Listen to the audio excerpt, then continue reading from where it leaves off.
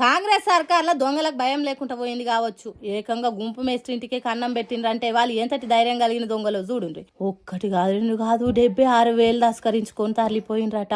వాళ్ళ ధైర్యంలో మన్ను పోస్తే గుంపు మేస్త్రి ఇంట్లో పైసలు ఎత్తుకపోయేంత కలేజా వాళ్ళకి ఎక్కడిది కావచ్చు. గుంపు మేస్త్రి అంటే గౌరవ మర్యాదలు లేకుంటే మాయ గాని కనీసం కాసింతనైనా భయం ఉండాలి కదా అని మీరు ఏదేదో ఊహించుకుంటుండ్రా. కానీ మీరు అనుకునే గుంపు మేస్త్రి ఇంట్లో కాదు ఈ దొంగలు పడ్డది. హైదరాబాద్ బోరవండ ఏరియాలున్న నేతాజీ నగర్లుండే సేనాపతి హరిబాబు అనే గుంపు మేస్త్రి ఇంట్లో పడ్డారు. పాపం ఇంటిలిపాతోని పట్నంలో వండుకుంటా తాపి మేస్త్రీలతోని పని చేయిస్తాడట.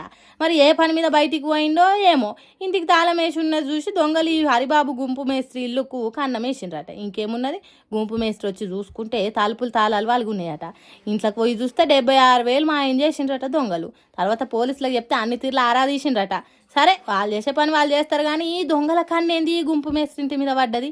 అంటే గుంపు మేస్త్రి పేరుతోని కోట్లు సంపాదిస్తున్నారు, జనాన్ని మోసం చేస్తున్నారు, కాంట్రాక్ట్లు కమిషన్ల పేరుతోని దోసుకుంటాను అనుకున్నారేమో. కానీ పాపం నలుగురితో పని చేయించే గుంపు మేస్త్రీల ఇంట్లో కోట్లు దొరికాయని తర్వాత అర్థమైంది కావచ్చు. ఇప్పటికైనా దొంగలు ఆలోచన చేయాలి.